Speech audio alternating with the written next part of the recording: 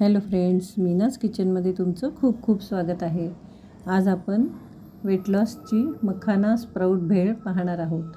त्यासाठी एका कढईमध्ये लोणी घ्यायचं आहे। लोणी मी मुद्दाम घेतलेलं आहे, तुम्ही बटरसुद्धा वापरू शकता। त्यामध्ये आता थोडंसं तिखट टाकूया।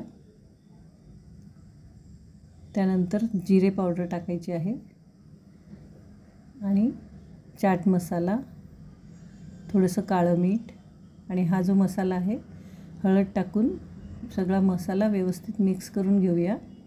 तुम्ही बटरमध्ये सुद्धा हे करू शकता, तर बटरचा स्मेल अजून छान येईल। तर हे सगळं व्यवस्थित मिक्स करून आता आपण हे कुरकुरीत होईपर्यंत मखाने परतून घेणार आहोत। मखाण्याचे भरपूर फायदे आहेत, त्यामध्ये प्रोटीन फायबर भरपूर असतं आणि वेट लॉससाठी अतिशय छान आहे। यामुळे भूक पण कमी लागते। त्यानंतर परत एकदा थोडंसं लोणी टाकायचं आहे आणि त्यामध्ये तिखट, हळद, चाट मसाला असं मिक्स करून परत एकदा त्यामध्ये आता आपण भाजलेले शेंगदाणे घालणार आहोत। भाजलेले शेंगदाण्याला हे सगळं मसाला लागल्यामुळे अतिशय छान लागतात। बटरमध्ये ते परतवल्यामुळे त्याची टेस्ट खूप छान येते। तर हे शेंगदाणेसुद्धा आता भाजून झालेले आहेत। ह्या दोन्हीमध्येही आपण मसाले भरपूर घातलेले आहेत, त्यामुळे मी फक्त स्प्राउट जे आहेत ते नुसते स्टीम करून घेतलेले आहेत। यामध्ये मूग, मटकी, हरभरे असं सगळं टाकलेलं आहे।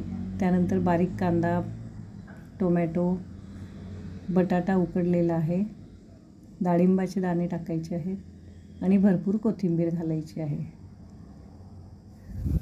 त्यानंतर मी पुदिन्याची चटणी टाकायची थोडीशी आणि खजूर चिंचेची चटणी केलेली आहे तीसुद्धा भेळमध्ये टाकून घ्यायची आहे।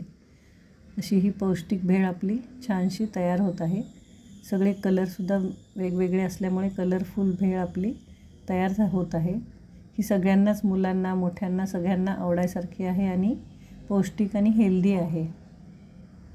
तर आता दह्यामध्ये थोडंसं तिखट, मीठ, काळं मीठ आणि पिठी साखर टाकून आपण हे छानसं मिक्स करून घेणार आहोत। भेळमध्ये वरतून हे दही मिक्स केलेलं टाकायचं आहे। ह्या दह्याची चव खूप छान लागते।